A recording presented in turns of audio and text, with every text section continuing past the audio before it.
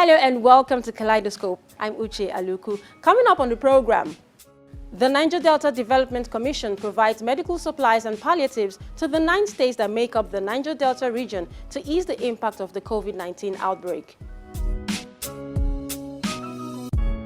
We'll hear from the Acting Managing Director of the Niger Delta Development Commission about how much the agency has contributed to the development of the Niger Delta region. And we'll speak with the President of the International Network for Corporate Social Responsibility on how important CSR is in Nigeria. Glad to have you join us on the program. With the easing of the lockdown, usual day-to-day activities are returning, but the impact of the coronavirus pandemic still lingers, especially for vulnerable populations. The Niger Delta region is one place that has impoverished communities where the situation is worsened by the pandemic. The Niger Delta Development Commission is fulfilling its mandate of responding to the needs of the Niger Delta people by providing medical supplies and palliatives to the 9 states in the region to ease the impact of the coronavirus pandemic. The Niger Delta Development Commission is providing medical supplies and relief materials to the 9 states that make up the Niger Delta region to support efforts of the respective state governments to handle the impact of the COVID-19 pandemic. The management and staff of the Commission, as well as community leaders and other indigents, are here at the NDDC warehouse in Trans Amadi Industrial Layout, Port Harcourt, to witness the presentation of the items. The purpose of the event is also to create awareness about safety precautions to curb the spread of coronavirus.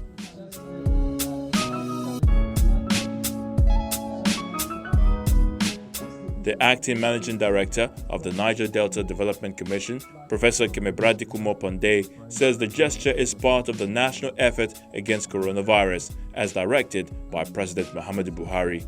The bulk of this package is actually medicals, equipment that will be sent to beef up the challenges of this coronavirus thing. The thing is spreading, whether we like it or not. Even in Rivers State, we're surprised that the number has gotten to the number above 50. And in some states, over 1,000. So there'll be a point at which even the medical equipment present in the different states will no longer be possible. So that's part of this intervention. The other part includes the food items, which will be distributed to the different states. The pandemic and the lockdown has indeed brought on some hardship. The chairman of the Commission's Palliative Committee describes the intervention as timely to help people better cope with the situation. From state to state, country to country, community to community, government and peoples have come up with programs to help in curbing the disease. And one of the programs includes lockdown and getting people off the street. And when that happens, you can no longer go to work, food becomes difficult, medicine becomes difficult. So the government cannot just stand aloof and watch while people starve and while things become difficult. It is in that extent and in that context that the NDDC moved to ameliorate the suffering of the people under its catchment area and its zone. Elder statesmen from different communities thanked the NDDC for its development efforts in the Niger Delta region. Today, people are suffering so much. This coronavirus, whatever you call it, has eaten deep into the people of Nigeria. But by the special grace of God, we shall all overcome it. NDC has done so much, and today they've decided to send the need to needful. The Niger Delta Development Commission is giving out bags of grains, bags of beans, cartons of processed tomatoes, vegetable oil, and other food items to be distributed to those in need in communities across the region. The Niger Delta Development Commission, the NDDC, is a federal government agency established in the year 2000 by former President Olusegun Obasanjo with the sole mandate of developing the oil-rich Niger Delta region of Nigeria. The Niger Delta Development Commission has come under scrutiny on the grounds of accountability.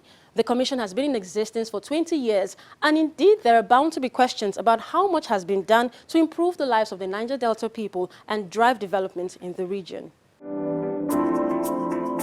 Crude oil from Nigeria's Niger Delta region accounts for over 80% of the federal government's revenue. But the oil wealth has come at a high price.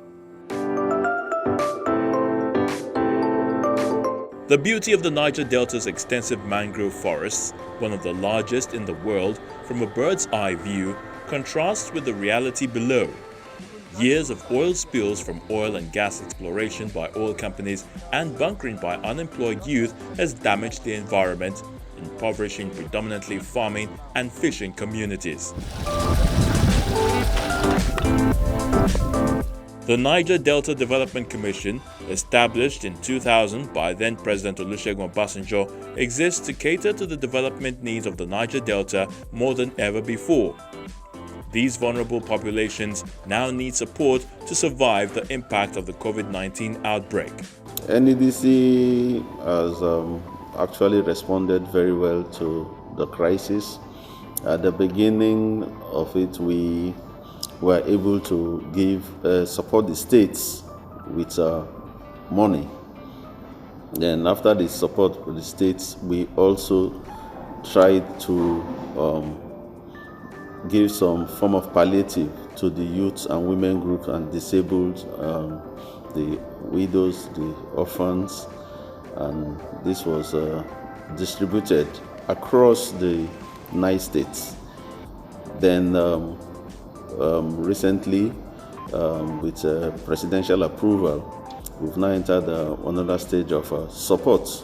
The major part of it is medicals, which we're distributing to the states, and also some form of collaboration with NCDC to increase testing capacity, and palliatives like a social stimulus, which food items are being distributed across the 9 states.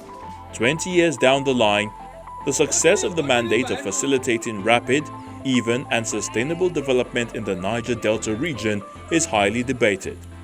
The Commission's acting managing director admits to limitations in meeting its obligations. The amount of money that's been poured in and the development are not commensurate, which means that some things have gone wrong. And but also the way I see it, the Commission is sort of configured not to function maximally. By 20 years of the existence of the NDDC, it should be that water, potable water, should be available to everybody in every community. Electricity should be available to most of the communities, if not all the communities. Then we can talk about roads, accessibility, or things like that. That's the way there are supposed to be some major fundamental things. When those things are there, healthcare, affordable and accessible healthcare. But the way things are, we do not know the difference between the responsibility of the local government, the responsibility of the state government, the responsibility of the federal government anymore. So the NDDC is doing what the local government should do, when the NDDC is supposed to be an intervention agency. So those are the problems that we're having. NDDC's projects and programs are designed to respond to the socio-economic challenges in the Niger Delta region, a feature of corporate social responsibility. Everything NDDC is, as far as I'm concerned, corporate social responsibility to the people of the region. And so NDDC is saying, we want to look into your problems and find a solution. because it is our responsibility. It's corporate social responsibility. Everything the NDDC does is corporate social responsibility. However, how it does it needs to be fine-tuned because a lot of times, as I said, the programs and the projects, the people need a buy-in. They need to own these projects, believe in the projects. If they believe in the projects and they buy into the projects, those projects will become sustainable. But if they don't believe in them and you give them a project, in the space of time, that project dies. So we need to carry the people along when these projects are being, first of all, when they are planned, and not just only when they have been implemented. So there needs to be like a change, which is what we're trying to drive. The environmental damage done to the flora and fauna is one of the major problems in the Niger Delta. An assessment by the United Nations produced a report that recommended a cleanup of the region, specifically Ogoni land, that will cost $1 billion over a period of 25 to 30 years. The Commission is part of that cleanup project.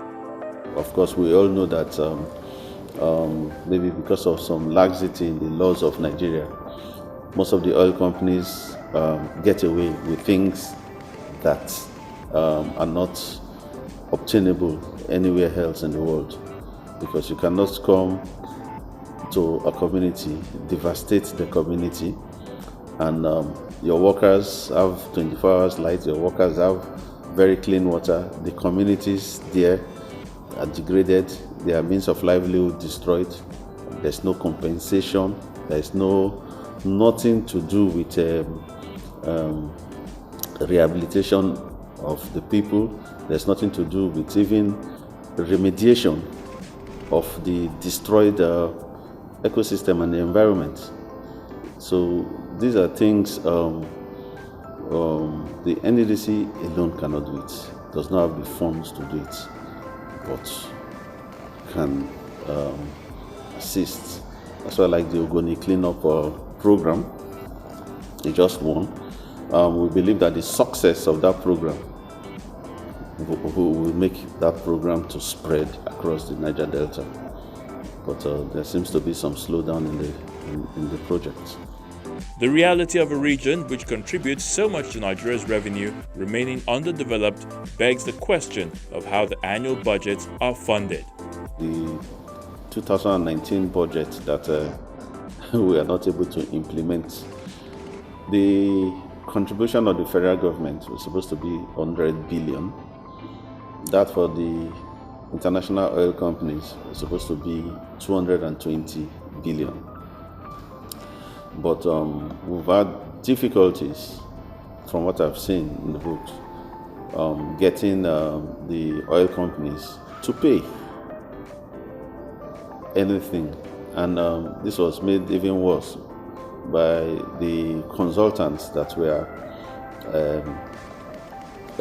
gotten to interface and bring these funds, because everything just became monies to enter private pockets, and until this is streamlined and the oil companies are made, because at the beginning of the year when they have their budget, they're supposed to declare their budgets, and 3% of their budget is supposed to come to the NDDC. But even to get their budget has been very difficult. I heard NAPIMS is supposed to provide some of that information, and we're not getting that information. So we were planning to drive that before the lockdown came in. But we believe that even the National Assembly, part of its oversight functions of those committees should be to ask those oil companies, why have you not paid what you have done? It's part of the oversight functions of those companies to call them, to say, have you done what you're supposed to do? Your contributions to the Niger Delta Development Commission. But instead, it's how to probe the IMC that the committees are interested in. The Niger Delta Development Commission's sole mandate of developing the oil-rich Niger Delta region of Nigeria places it in a position where its activities should transform the area into an economically prosperous and socially stable place. This way, the Commission will be fulfilling its purpose and help address inequalities that lead to agitations amongst the people.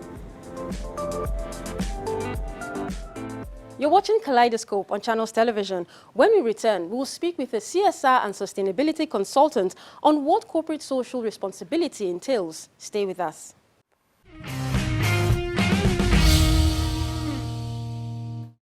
Welcome back. Corporate social responsibility is not only about philanthropy and kind gestures. Well, they're part of CSR, but there are standards that should be adhered to in line with international best practice. That's according to the president of the International Network for Corporate Social Responsibility, Mr. Eustace Onwegbu. Here's my conversation with him. When CSR is mentioned, focus is mainly on the private sector. Why this perception, especially when we're talking about social impact?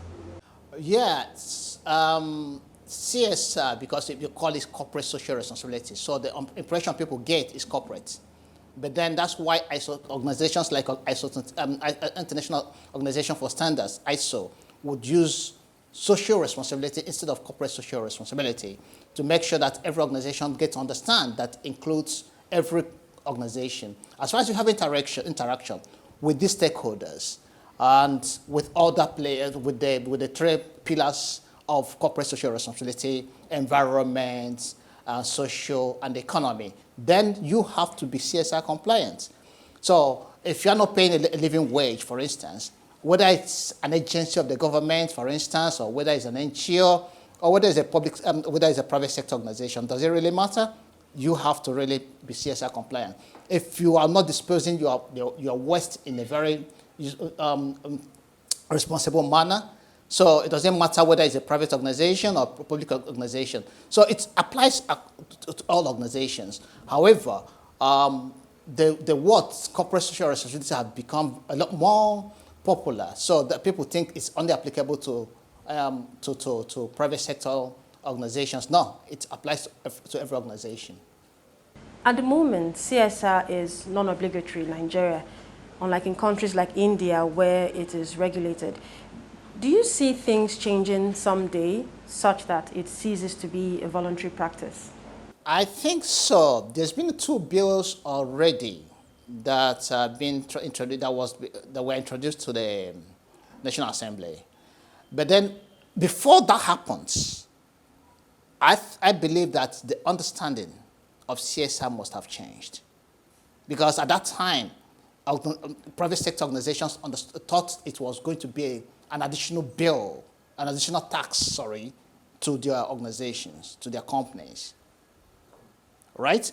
When it is defined from that angle, from that perspective, then they would not want to accept that. They would lobby against it.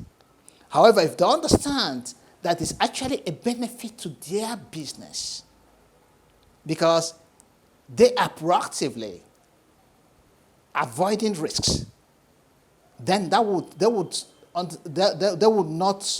accept it. They will not lobby against it, and then it will become a law in Nigeria. Are the concerns of the private companies not genuine? Come to think of it, this is a bill that, if approved, would mandate them to pay 3.5% of their profits before tax. They are supposed to give something back to social. They're supposed to give back something back to the key stakeholders, the host communities, the workers, the society, the environment, from whom they have taken a lot. Because for them to operate their businesses, they must have taken a lot from these different stakeholders. So what I'm saying is that, yes, they should give back something. Is it double taxation? I don't think so. Is it high? I wouldn't be able to make that decision or judgment.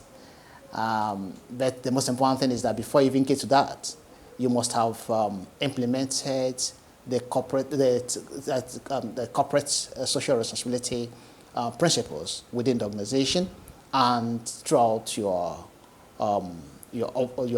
business relationships. So that would proactively serve you or reduce your risk exposure. Then the amount you give back to social will become, to me, irrelevant. And if you know that that is saving you cost, you'll be happy as an organization to give more than the 3.5. So I'm not going to get into the debate of the amount that should be given back or whether it's going to be before tax or after tax. I know that India, for instance, the only organization in the world, the only country in the world that does have a similar law, has, I think, about 2% after tax. But they also have adopted the ISO 26000 social responsibility as a national standard. Therefore, it's not just for you to give back to social. You also need to, as an organization, need to meet the requirements, the global requirements of corporate social responsibility by implementing the standards. Can you tell us what would be a big win for you in your CSR advocacy in Nigeria? That CSR that we're able to pass a CSR bill, make CSR law in Nigeria. And when I say CSR, I mean CSR. I'm not talking about philanthropy. I'm talking about implementation of CSR principles based on a global standard, based on ISO 26000, just like India did. And I'm not talking about reporting. I'm talking about implementation and continual improvement. That makes companies, organizations responsible for their impact, directly or indirectly, to the stakeholders. On a final note, what is your assessment of CSR in Nigeria? Would you say organizations are doing enough? Are they investing enough in social impact in Nigeria? I have to be honest with you. CSR is still evolving in Nigeria. We're not doing enough, but we are not doing so badly. A couple of years ago, when we started this journey, the definition itself was a problem. Quite a number of people wouldn't even want to understand that CSR involves more than philanthropy. As of today, I know quite a number of practitioners that we have in different fields, in the CSI field, that now get to understand and implement the global best practices. So we're getting there. With regards to the non-private sectors, the non-private sector, that's the public sector, and the civil society organizations, it is important that we get some level of education out there. We need to continue the advocacy. And this is maybe going too far, but I think that's what is required in Nigeria now, that we need to also introduce it to our formal education system, to the curriculum, especially at the university and secondary education level. It is important, especially from the point of view of sustainability, corporate sustainability. It is important that we start thinking in that direction at this point. As you'd have seen in today's program, CSR is much more than kind gestures here and there. It's a crucial part of business sustainability. And that's our show. Thank you for watching. For more of the program, you can follow us on Twitter at CTV Kaleidoscope or send an email to kaleidoscope@channelstv.com. I'm Uche Aluku. As always, I'll see you again soon. Bye for now.